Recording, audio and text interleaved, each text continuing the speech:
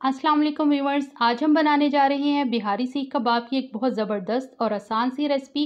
और ये वीडियो उन लोगों के लिए बहुत ख़ास होने वाली है जिनके कबाब ऑयल में फ्राई करते वक्त बिखर जाते हैं, टूट जाते हैं और उनमें दरारें पड़ जाती हैं। बहुत सारी टिप्स और ट्रिक्स के साथ वीडियो को स्टार्ट करते हैं। वीडियो स्टार्ट करने से पहले अगर आपने मेरा चैनल सब्सक्राइब नहीं किया तो प्लीज़ उसे ज़रूर सब्सक्राइब करें। तो चलें अपनी रेसिपी को स्टार्ट करते हैं।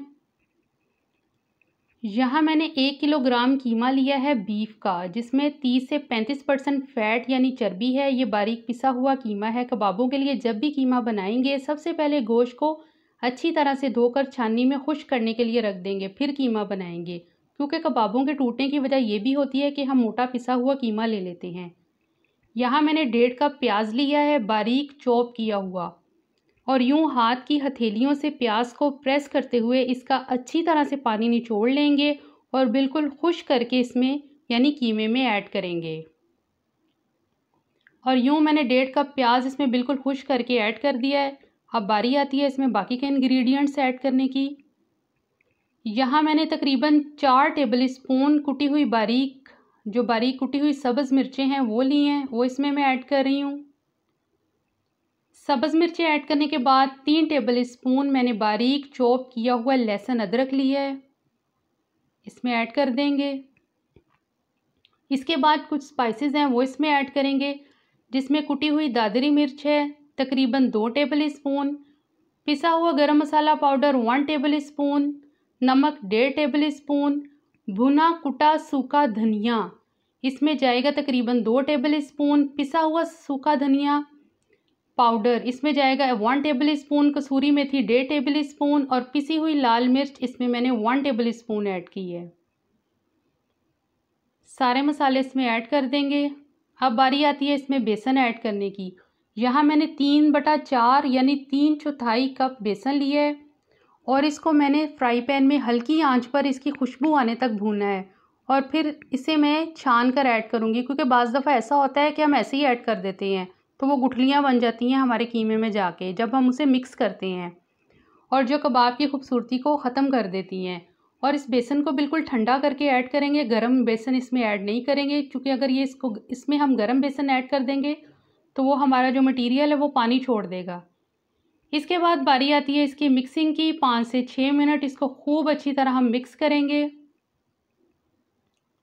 मिक्सिंग हमारी तकरीबन मुकम्मल हो चुकी है। इसके बाद इसको ढककर हम फ्रिज में तकरीबन 15 से 20 मिनट के लिए रख देंगे। इसके बाद हम कबाब बनाने का प्रोसीजर स्टार्ट करेंगे। यहाँ मैंने एक सीख बनाई है, 2 सीखों को आपस में मिला के धागे से मैंने अच्छी तरह से टाई अप कर दिया है, क्योंकि मेरे पास जो है वो कबाब वाली सीख नहीं थी, इसलिए मैंने ये किया है। अब इसको मैं हाथ से हल्का सा इसको पानी लगाऊंगी, चूँकि पानी लगाने से जो हमारा कबाब है वो सीख पर से आराम से उतर जाएगा। अब यहाँ मुनासिब साइज़ का, जैसे आपको पसंद हो कबाब की साइज़ देना, वैसे उतना आप पेड़ा लें और इसको उंगलियों और हथेली की मदद से एक फ़ाइन से कोफ्ते की शक्ल में दे लें और यूँ सीख को इस कोफ्ते में इंसर्ट करें। इस तरीके से कबाब बनाने से कबाब बहुत अच्छा ऊपर नीचे बिल्कुल इक्वल फैलता है और इसमें दरारें भी नहीं पड़ती और आराम से बन जाता है। यूँ ऊपर नीचे उंगलियों और अंगूठे की मदद से इसको अच्छी तरह से प्रेस करते हुए इसको फैला लें।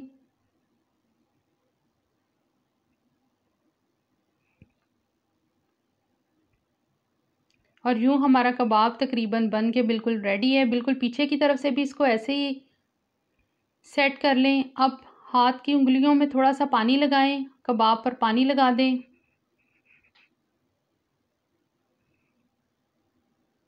और थोड़े से तिल लें और कबाब के ऊपर चिपका दें।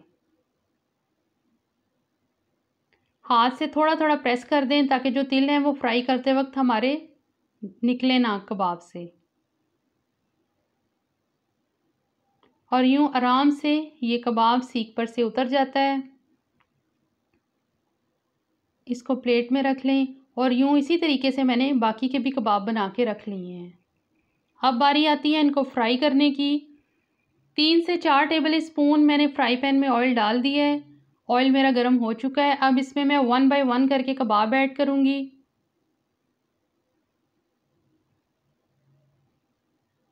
और इसे तकरीबन हल्की आंच पर 15 से 20 मिनट के लिए फ्राई करेंगे। और यूँ जब एक साइड से हो जाएं तो इसकी आराम से दूसरी साइड चेंज कर दें और यूँ इसे इक्वल तरीके से हर साइड से पका लें।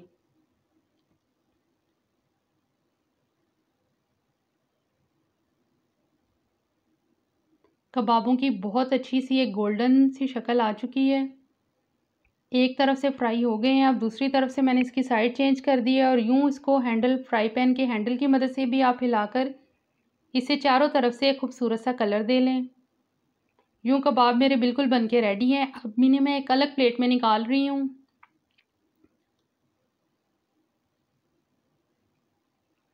और बहुत अच्छी खुशबू आ रही है। अब इन्हें मैं एक अलग से सर्विंग डिश में निकाल रही हूँ।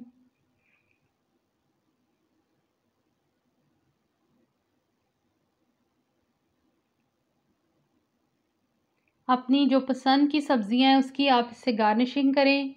हमारे बहुत ही लजीज और मज़ेदार कबाब बन के बिल्कुल रेडी हैं।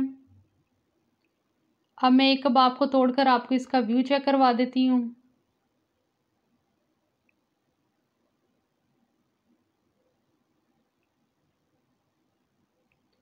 हमारा कबाब बहुत ही ज़्यादा सॉफ्ट और नरम बना है और बहुत ही ज़्यादा खुशबूदार है। ये बहुत ही नरम और मज़ेदार है। ज़रूर बनाइएगा।